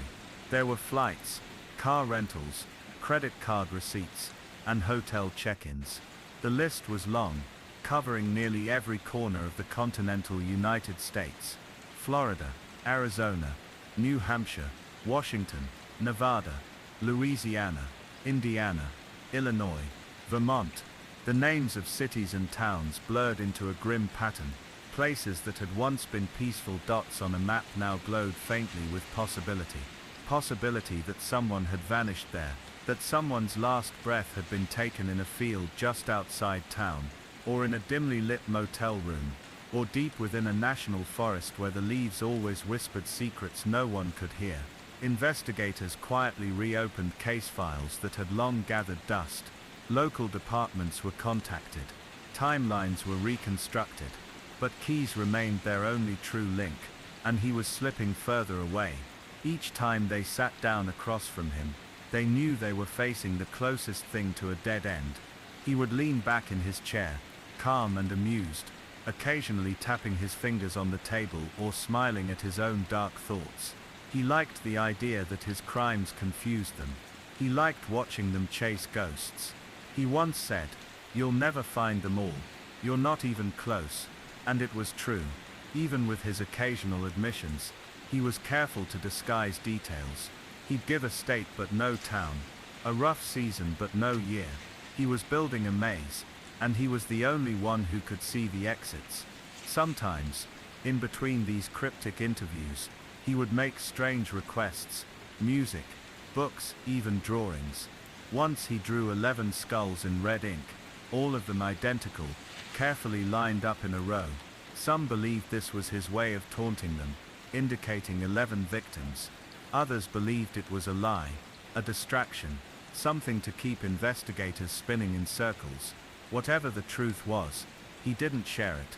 But the drawings haunted the agents who'd seen them, not because of what they confirmed, but because of what they might mean that still remained unknown. Behind the scenes, a forensic team was working around the clock to unearth anything they could. They traced his movements with precision. They studied the buried kill kits recovered in New York and Alaska. They pored through photographs from crime scenes that might match his MO. Remote abductions, no clear motive, no known connection to the victim. They created psychological profiles and compared them to his behaviors. Still, progress was slow. Without names or specific details, most leads led nowhere. What they did know was that he was a master at compartmentalization. He was a father, a business owner, a partner. He attended school plays and worked construction jobs while planning murders on his time off. People who knew him described him as quiet, responsible, even helpful. They used words like normal, polite and reliable. No one ever suspected what he was doing when he disappeared for a few days. No one wondered what he meant when he said he was going on a solo camping trip. He blended in so completely that the idea of him as a killer felt like fiction. But fiction had teeth, and those teeth had already sunk deep into the hearts of the families waiting for answers. One of the few things he did talk about with any emotion was his daughter. He said he never wanted her to know who he really was. He didn't want her to grow up hearing that her father had done these things. That was the one line he didn't want to cross: exposure. That's why he hated the media attention surrounding his arrest. He feared that public notoriety would tie his name to hers forever. He wanted control of his story, even if that story was horrifying. Especially if it was horrifying. He made a deal with investigators. He would give them more information in exchange for keeping his name and image out of the news. They agreed temporarily, in the hopes of pulling more from him. But time was running out. He knew it, and they knew it. Because Israel Keyes had a deadline in his own mind, and it didn't involve a courtroom or a life sentence. On December 2, 2012, while being held at the Anchorage Correctional Complex, Keyes managed to smuggle a razor blade into his cell. He waited until the night was at its darkest. Alone in silence, he slit his wrists and strangled himself with a bedsheet. He bled out over the course of hours. When guards found him the next morning, he was cold, stiff and lifeless. On the floor beside him was another of his strange drawings. 11 skulls, along with a pentagram, and the phrase "We are one." He left no note, no final confession, just blood, ink and silence. The FBI called an emergency meeting. Investigators scrambled. Every file was reopened. Every recorded interview rewatched. Because now the only person who could solve the mystery was dead.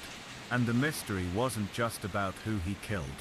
It was about how many, and where, and where, and where, and why. The list of suspected victims ranged from young women to middle-aged couples, to lone travelers. Some were missing persons who had vanished without explanation. Others were cold cases that had gone unsolved for a decade or more. There was a woman in Oregon, a couple in Washington, a hitchhiker in Wyoming, a college student in Texas. Theories multiplied, but confirmations were rare. The FBI held press conferences. They released maps.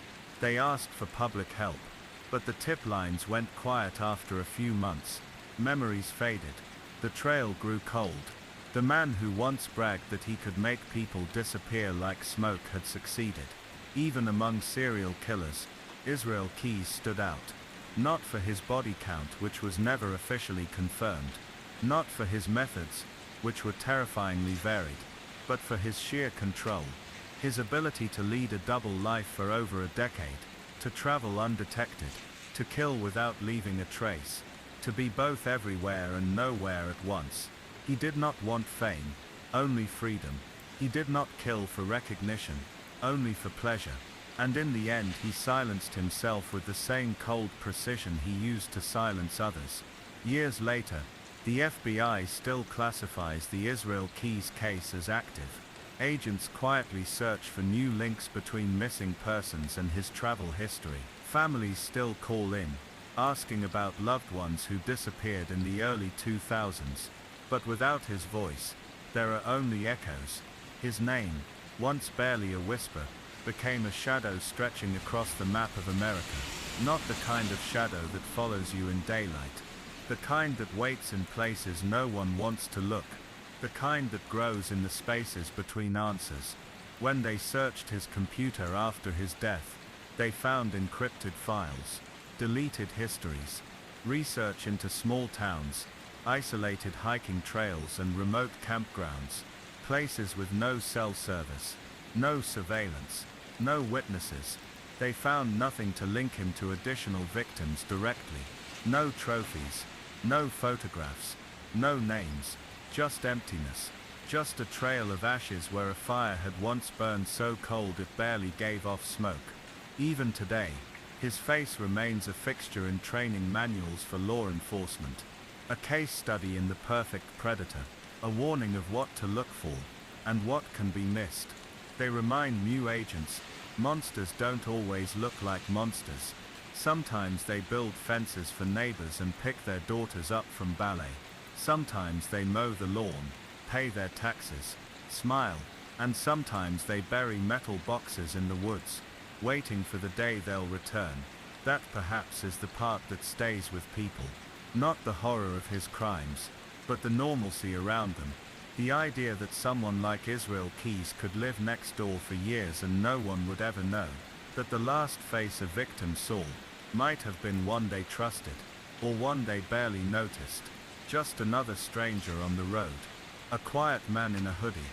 Nothing remarkable, until it was too late.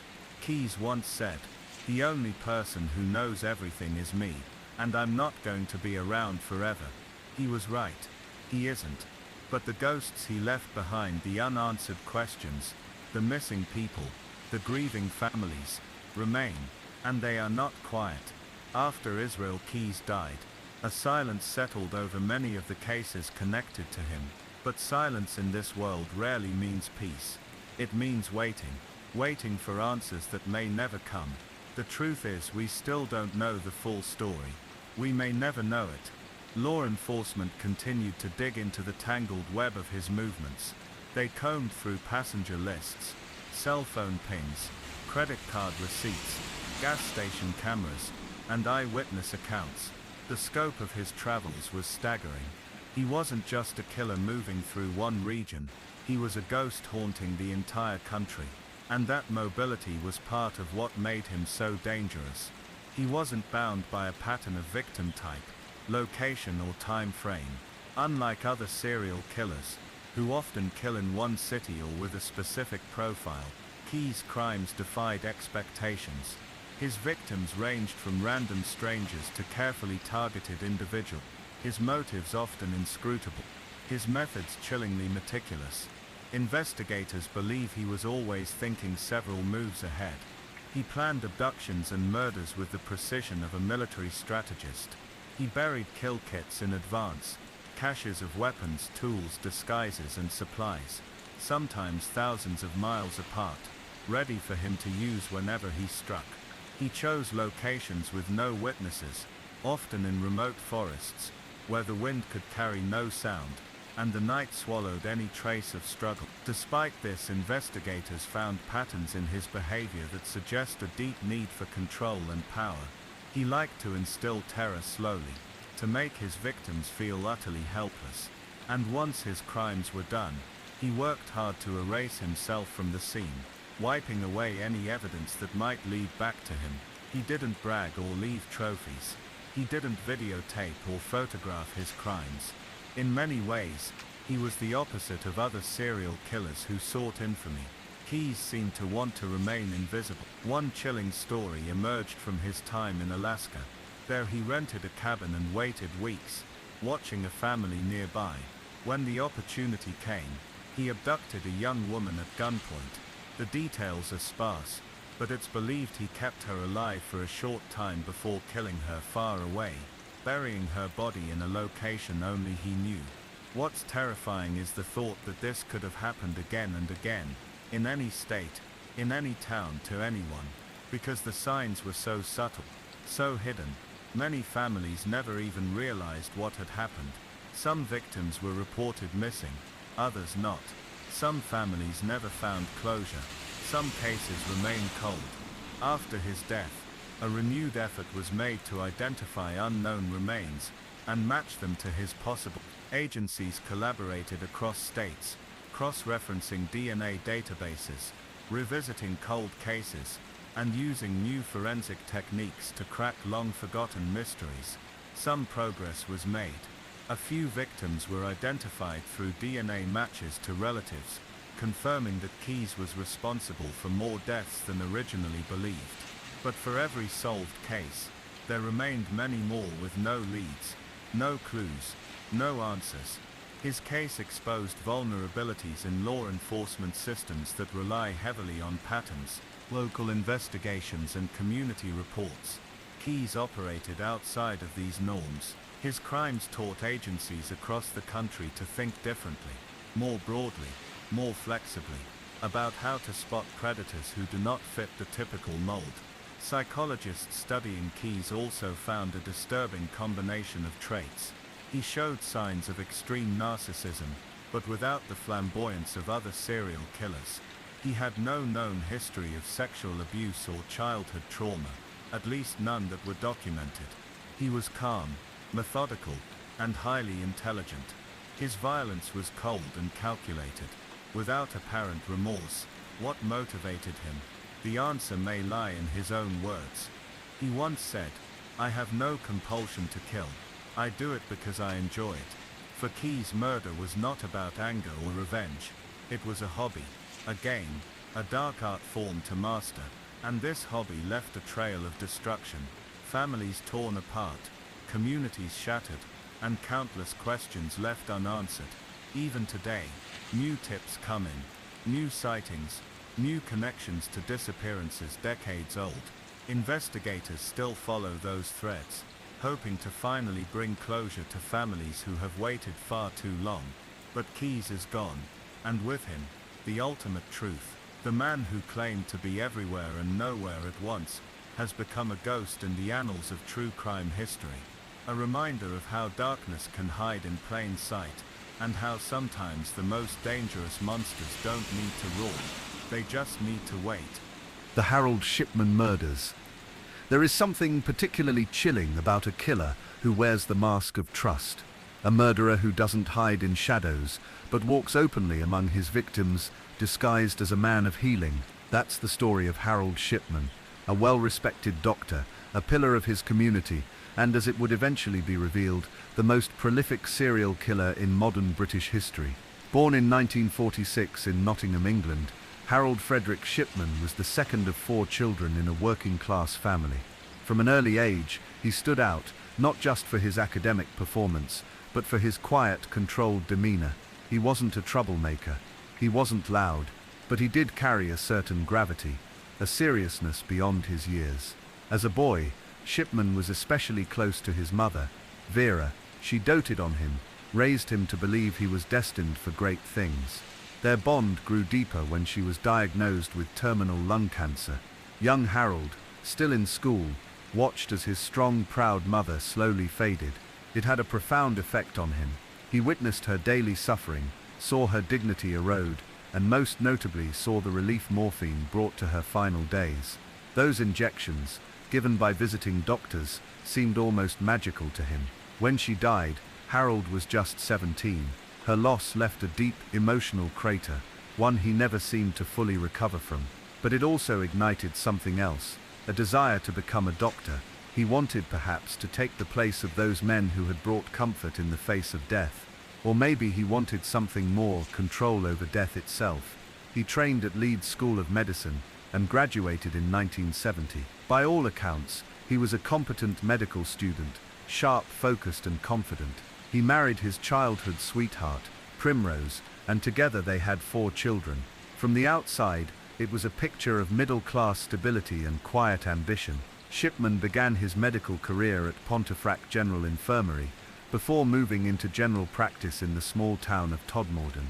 But within a few years, troubling signs began to surface. He was caught forging prescriptions for pethidine, a powerful opioid, feeding his own addiction. It was an early warning sign, one that might have stopped everything to come, but he was given a second chance. After a brief stint in rehab, he returned to medicine, his record scrubbed clean, his reputation largely intact. By 1977, Shipman had settled in Hyde, a quiet market town near Manchester. He joined the Donnybrook Medical Centre, where he soon became one of the most popular GPs in town. Patients trusted him. He was calm, professional, and always willing to make house calls, especially for the elderly. He seemed tireless in his dedication. No one questioned the frequency of deaths among his patients. In fact, many thought it was simply the natural toll of time. After all, he cared for the aging and the sick.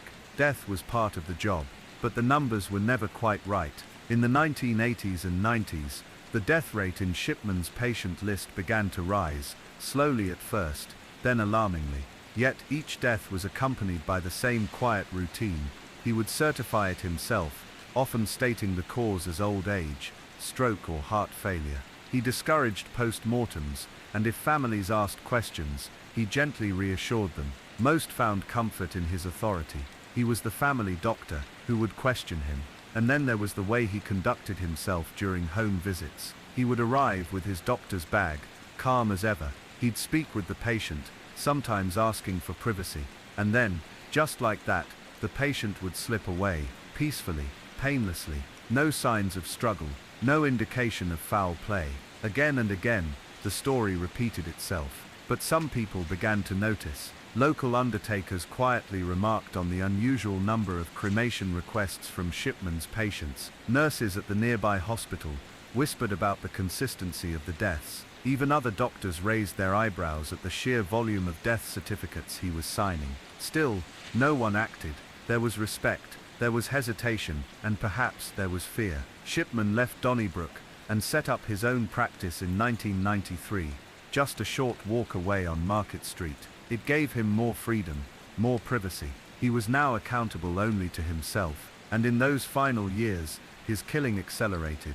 Dozens of patients died under his care, always elderly, always in their own homes or his surgery, always diagnosed by him as having died of natural causes. Then came the case that finally broke the silence. In 1998, the family of Kathleen Grundy, a well-known, well-loved former mayor of Hyde, grew suspicious. She was healthy, active, and full of life. And yet, she was found dead just hours after a visit to Shipman's office. He claimed it was heart failure, but when her daughter, a lawyer named Angela Woodruff, learned that her mother had allegedly left a new will, one that left everything to Dr. Harold Shipman, alarms rang out. Angela was sharp, methodical, and unwilling to let it go.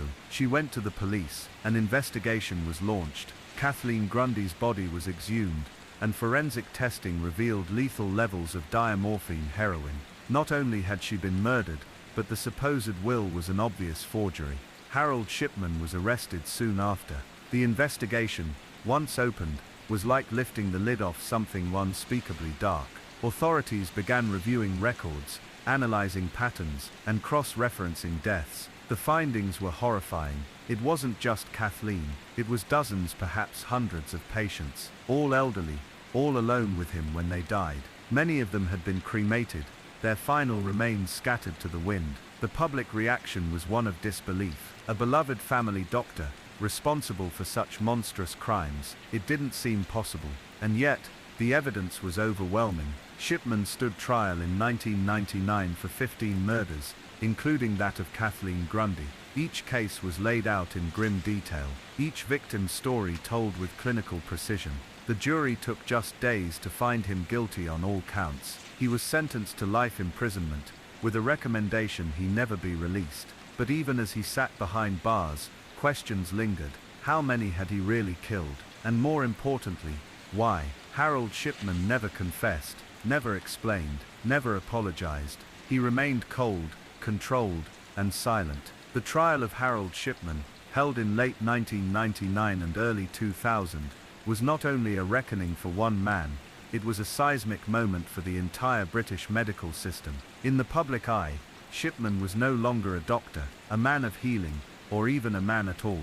He had become something else entirely, a phantom cloaked in respectability, a predator in plain sight. Courtrooms are places of ritual and logic, but this trial had an emotional weight few could ignore. Each day brought new testimony, grieving families, forensic experts, handwriting analysts, and pathologists, each adding pieces to a chilling puzzle.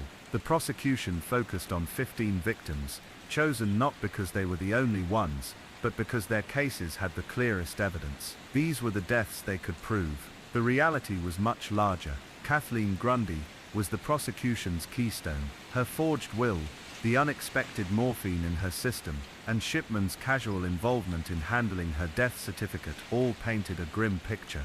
He had not only killed her, but tried to profit from it. It was cold, calculated, almost administrative.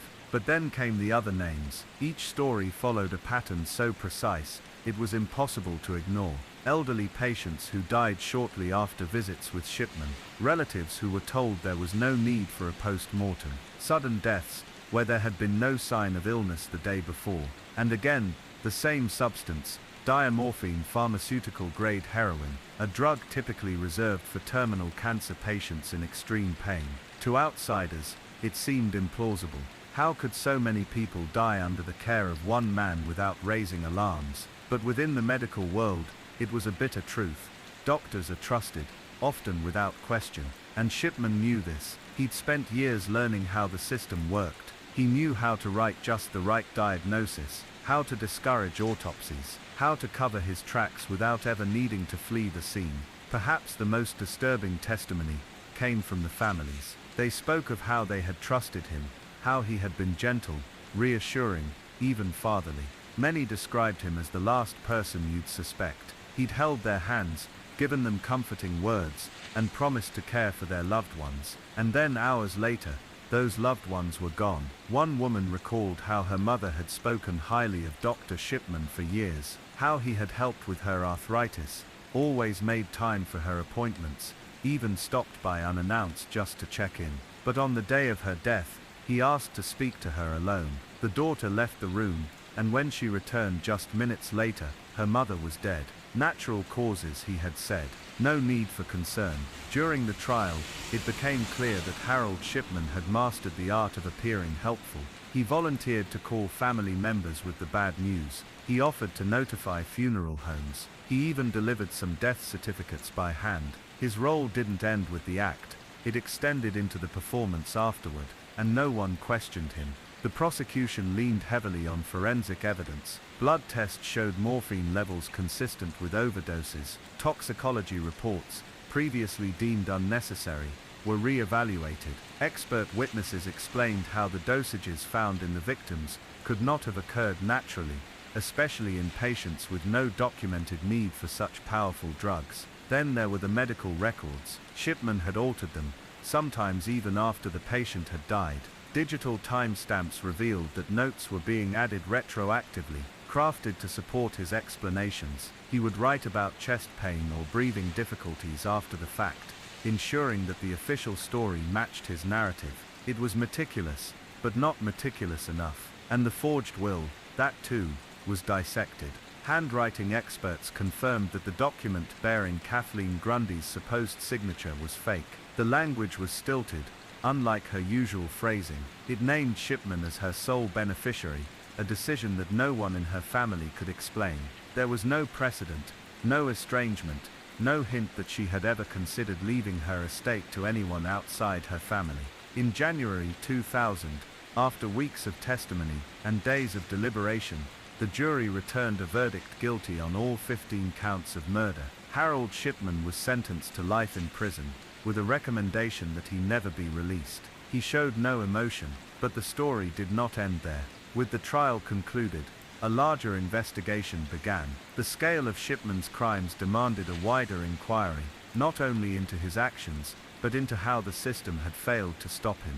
The British government launched what would become known as the Shipman Inquiry, led by Dame Janet Smith. It was one of the most extensive public inquiries in UK history. The findings were staggering. Through meticulous review of patient records, death certificates, and cremation forms, the inquiry identified at least 215 likely victims. Some estimates suggested the number could be over 250. The vast majority were women, often in their 70s or 80s. Many were living independently, with no known illnesses that would have warranted sudden death. Their families had never suspected murder. The inquiry exposed systemic issues in the medical profession. At the time, general practitioners in the UK operated with enormous autonomy. There was minimal oversight. Death certificates rarely triggered investigations unless something egregious was noted. Cremation forms, which required a second doctor's signature, were often rubber-stamped without thorough checks. Shipman had exploited every weakness. And then there was the cultural issue. Doctors, particularly family doctors, were held in near reverential regard.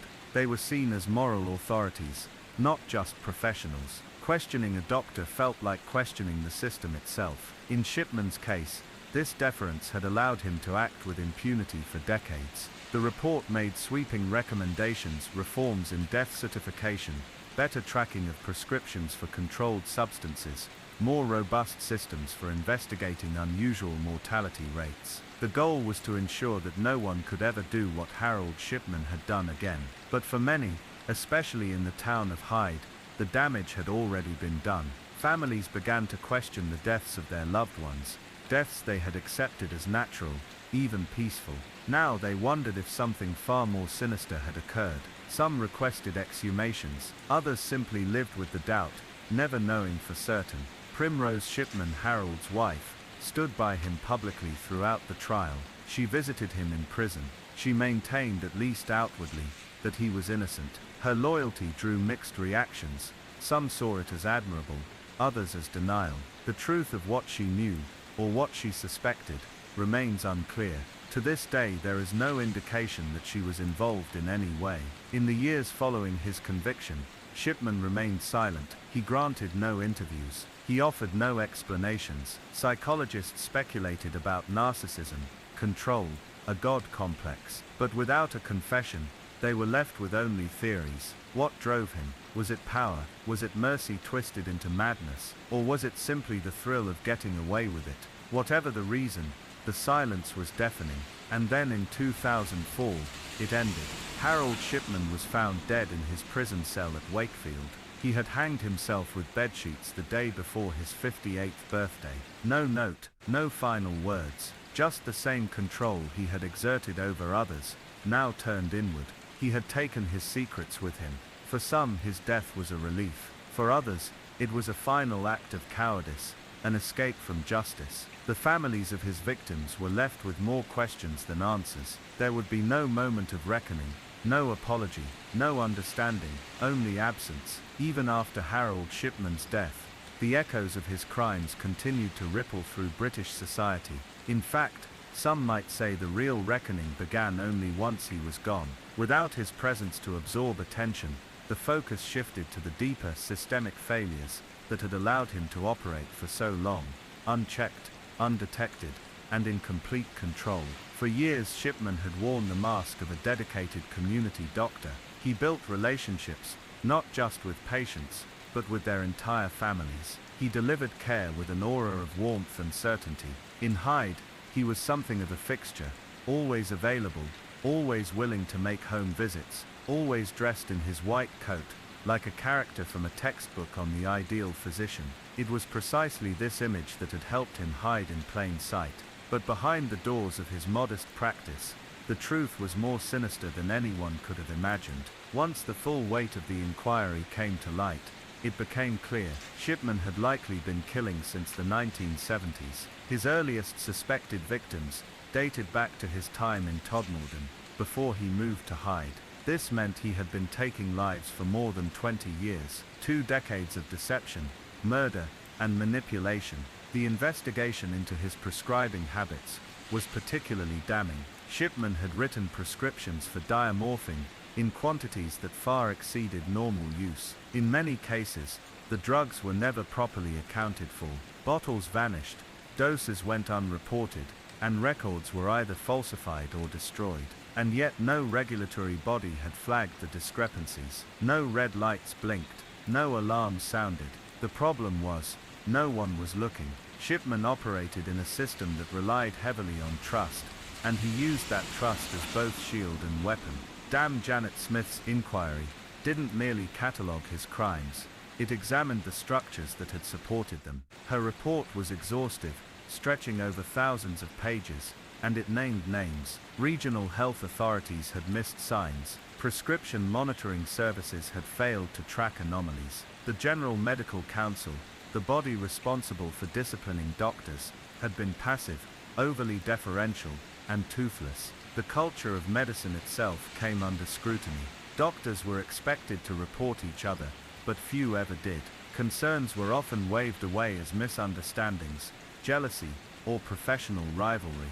In Shipman's case, several medical colleagues had raised quiet suspicions, particularly about the number of deaths occurring during his visits. But those concerns were brushed aside. Some assumed it was coincidence. Others simply didn't want to believe that a fellow doctor could be capable of such betrayal. But there was more. The inquiry uncovered a chilling detail.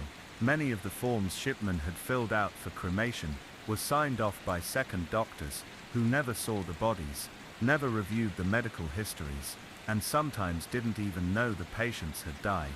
It was bureaucracy at its most dangerous. Paperwork moved through channels with little oversight, and Shipman took full advantage. Even the funeral industry came under the microscope.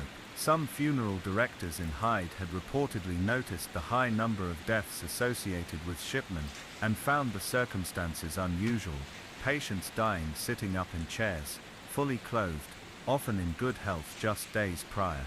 But these observations weren't taken further. No formal reports were filed. Perhaps it was disbelief, perhaps it was fear of challenging a respected figure, or perhaps it was simply that the deaths of the elderly didn't raise alarms the way others might. This too was a painful truth to confront: the invisibility of the elderly. Shipman's victims were almost all older women, many living alone, many without vocal advocates. Society tends to view aging as a slow decline, so sudden death, especially when certified by a doctor, rarely invites suspicion. Shipman knew this.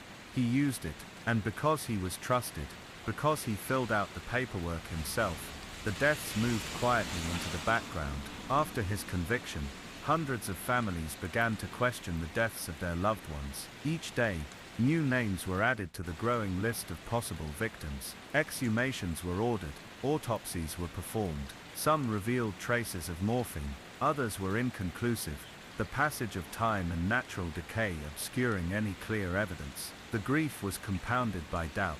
Children who had buried parents years earlier now wondered whether those deaths had been natural at all. Siblings revisited the funerals of aunts, uncles and grandparents, re-examining every conversation they'd had with Shipman at the time. His calm voice, his practiced reassurances, it all took on new meaning. For the town of Hyde, the psychological toll was immense. This wasn't a killer who had come and gone. He had been part of the community, present at births, attending weddings, making house calls during the flu season. People had let him into their homes, had trusted him with their bodies, their secrets, their parents, their children. The betrayal wasn't abstract, it was intimate and complete. A memorial was eventually established, a garden of remembrance for the known victims. It was a place of quiet reflection, but also a symbol of unanswered questions. For every confirmed death, there were more that could not be proven. The numbers haunted everyone. Was it 215, 250, 300? No one would ever know for sure. In the years following Shipman's suicide, public anger turned to demands for change. One of the most significant reforms was the creation of a national system for monitoring doctors' prescribing patterns. Another was a shift in how death certificates were processed. No longer could a single physician, especially one with a pattern of unusual deaths, act without checks. The General Medical Council was also overhauled. No longer could it afford to be an old boys club protecting its own. Oversight increased. Whistleblower protections were strengthened, and doctors were required to undergo more rigorous revalidation processes to continue practicing. For many, these reforms felt like the only justice still possible. Shipman had taken his life, denying the world any chance of understanding his motives. He had left behind no manifesto, no diary, no explanation. Was he playing God? Was he experimenting with power?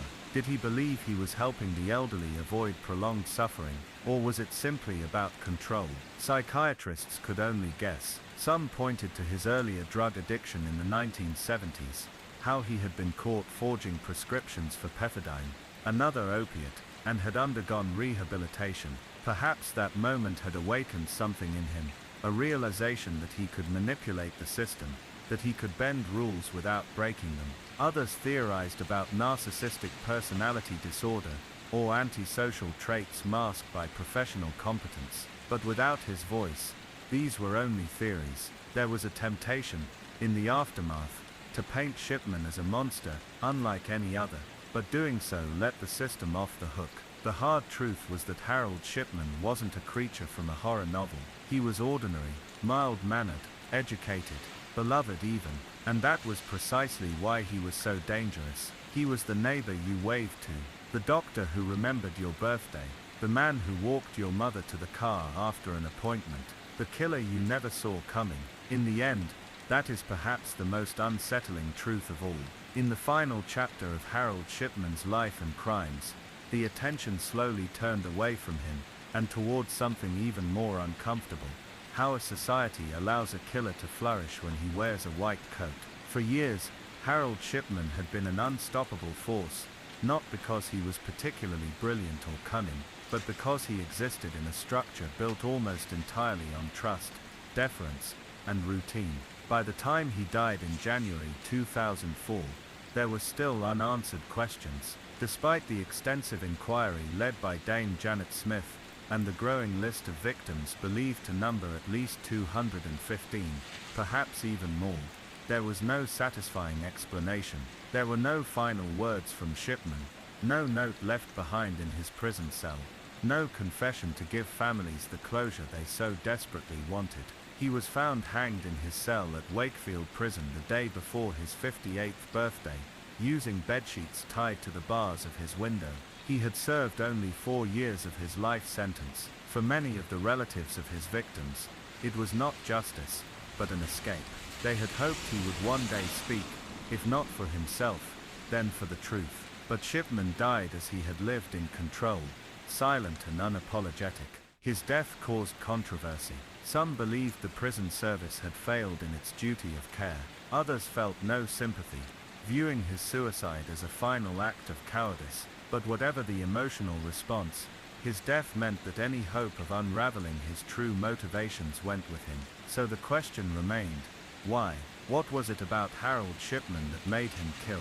And not just once or twice, but methodically, over years, perhaps even decades. Some psychologists who studied his behavior posthumously speculated that he suffered from a profound need for power and control.